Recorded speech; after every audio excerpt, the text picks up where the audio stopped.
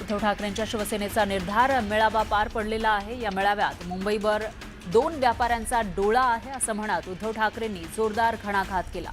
एवढंच नाही तर उद्धव ठाकरे यांनी अमित शहांचा अप्रत्यक्ष अॅनाकोंडा असा उल्लेख केला।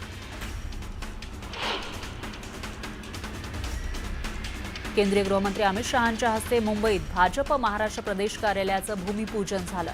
यावेळी अमित शहांनी बोलताना राजकारणातील घराणेशाहीवरून विरोधकांवर जोरदार टीका केली। शहांच्या या टीकेचा उद्धव ठाकरेंनी चांगलाच समाचार घेतला।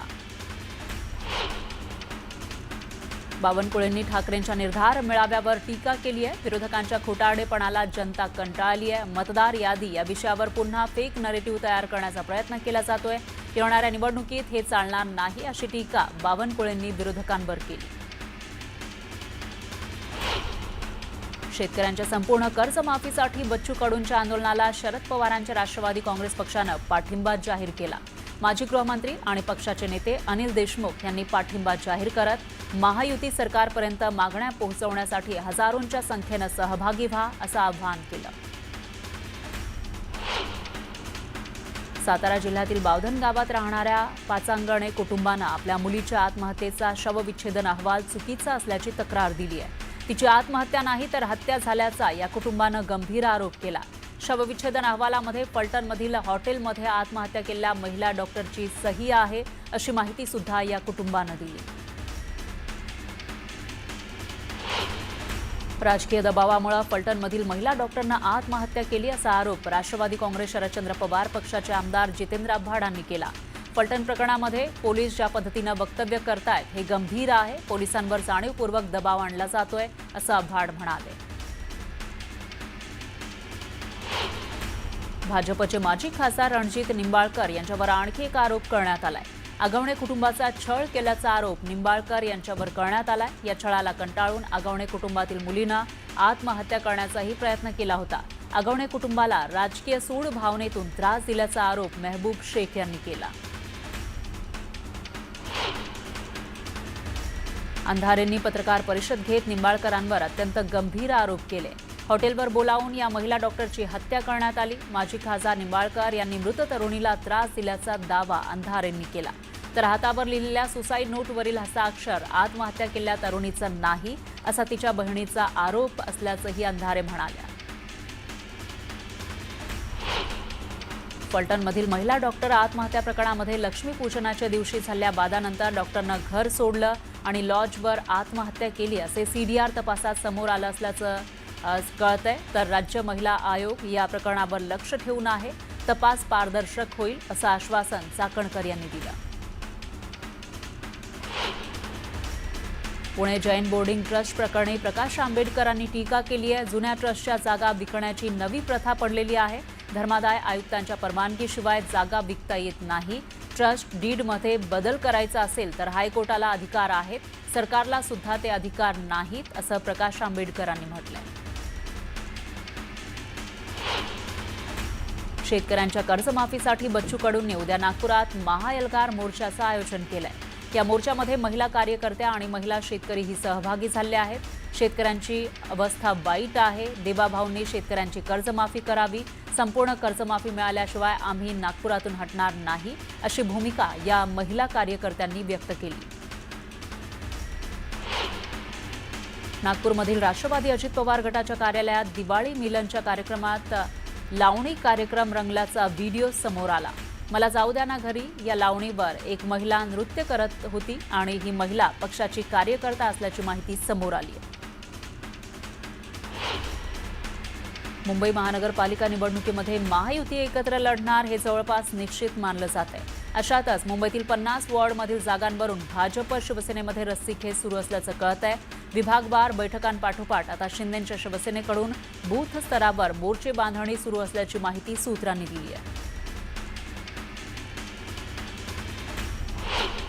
केंद्रीय गृहमंत्री अमित शहा यांच्या उपस्थितीमध्ये मुंबईत महाराष्ट्र प्रदेश मुख्यालयाचं भूमिपूजन करण्यात आलं। यावेळी अमित शहांनी विरोधकांवर जोरदार हल्लाबोल केला। 2014 मध्ये युतीसाठी प्रयत्न केले पण युती झाली नसल्याचं सांगत त्यांनी ठाकरेंवर निशाणा साधला। आगामी स्थानिक स्वराज्य संस्थांच्या निवडणुकीमध्ये विरोधकांचा सुपडा साफ करा असं आवाहन अमित शहांनी कार्यकर्त्यांना केलं। न्यायदेवतेवर आमचा विश्वास आहे, आमच्याच बाजूने निर्णय होणार असा विश्वास मनोज जरांगेंनी व्यक्त केला. हैदराबाद गॅझेटियर विरोधातील याचिका सुप्रीम कोर्टानं फेटाळली आहे. त्यावर जरांगेंनी ही प्रतिक्रिया दिली. तर सरकारनं कुणबी प्रमाणपत्र देण्याचं का थांबवलंय? सरकारला मराठे पुन्हा रस्त्यावर उतरवायचे आहेत का, असा सवालही जरांगेंनी केला आणि इशारा दिला. गडचिरोलीमध्ये काँग्रेसचा राष्ट्रवादी शरदचंद्र पवार पक्षाला मोठा धक्का बसलेला आहे. तर शरद पवार पक्षाचे अत्यंत निष्ठावान नेते सुरेश सावकार पोरड्डीवार यांची पत्नी कविता पोरड्डीवार यांच्यासह काँग्रेस पक्षामध्ये त्यांनी प्रवेश केला आहे. तर माजी नगरसेवक विजय गोरडवार यांनीही कार्यकर्त्यांसह काँग्रेसमध्ये प्रवेश केला. पालघरमधील विक्रमगड तालुक्यातील सबादे ग्रामपंचायतीवर मार्क्सवादी कम्युनिस्ट पक्षाकडून धडक मोर्चा काढण्यात आला. ग्रामपंचायतीतर्फे झालेली विकास कामं आणि त्यासाठी झालेल्या खर्चाचा हिशोब यावेळी मागण्यात आला. तर रस्त्याचं काँक्रिटीकरण करणं, शेतकऱ्यांच्या पीक नुकसानीचे पंचनामे करणं, रोजगार हमीची कामं चालू करणं या प्रलंबित मागण्यांचं निवेदन ग्रामपंचायतीला देण्यात आलं. सांगलीतील सगळ्या साखर कारखान्यांना स्वाभिमानी शेतकरी संघटनेनं 10 नोव्हेंबरपर्यंतचा अल्टिमेटम दिलाय. चालू गळीत हंगामात ऊसाला पहिली उचल 3,751 रुपये द्या, अन्यथा कारखाना चालू देणार नाही असा इशारा स्वाभिमानी शेतकरी संघटनेतर्फे देण्यात आलाय. वसंतदादा सहकारी साखर कारखान्यासमोर स्वाभिमानी शेतकरी संघटनेनं आंदोलन केलं. ठाकरेंच्या शिवसेनेचा आज बरळी डोममध्ये निर्धार मेळावा होणार आहे. राहुल गांधींप्रमाणे आदित्य ठाकरे मतदार यादीतील घोळ सादरीकरणाच्या माध्यमातून उलगडून त्यांनी सांगितलेलं आहे. मुंबईमध्ये 1 नोव्हेंबरला आयोगाविरुद्ध मविया आणि मनसेचा मोर्चा निघणार आहे. सर्वसामान्य मतदारांचा रोष सत्याच्या मोर्चातून दिसू द्या, निवडणूक आयोगाचा भोंगळ कारभार पारदर्शकपणे मांडा, हा मोर्चा देशासाठी दिशादर्शक ठरेल, अशी जोरदार तयारी करा, अशा सूचना राज ठाकरेंनी पदाधिकाऱ्यांना दिल्या.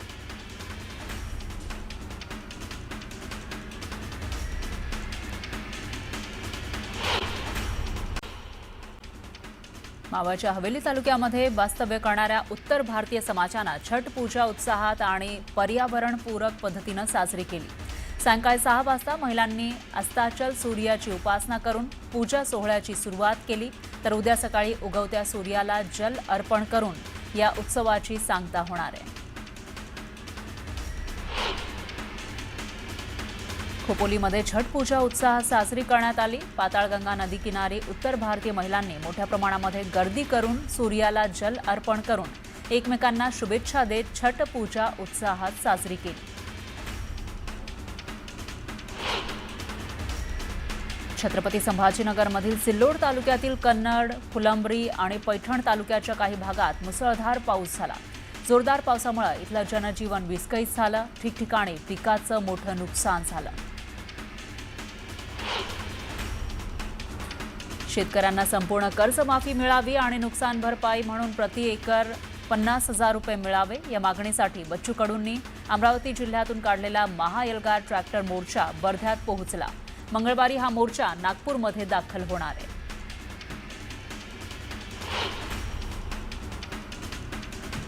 अकोला जिल्हाधिकारी कार्यालयावर सकल आदिवासी एकता महासंघ आणि आदिवासी संघटनांच्या वतीनं आरक्षणात अन्य समाजानं केलेल्या घुसखोरीच्या निषेधार्थ बोगस घुसखोरी हटाव जन आक्रोश मोर्चा काढण्यात आला.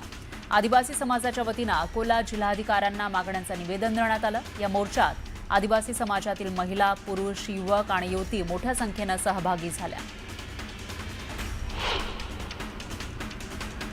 वाशिममधील मंगरुळपीर, कारंजा, मानोरा आणि आनसिंग या ठिकाणी कापूस खरेदी केंद्र सुरू न झाल्यानं कापूस उत्पादक शेतकऱ्यांना खासगी व्यापाऱ्यांना अत्यल्प किमतीमध्ये कापूस विकावा लागतोय. अतिवृष्टीमुळे कापसाचं उत्पादन कमी झालंय. त्यामुळे जो कापूस निघालेला आहे त्यालाही बाजारामध्ये कमी भावापेक्षा बाजारभावापेक्षाही हमी भावापेक्षा कमी दर मिळत आहेत आणि त्यामुळे शेतकऱ्यांना मोठा आर्थिक फटका बसलाय.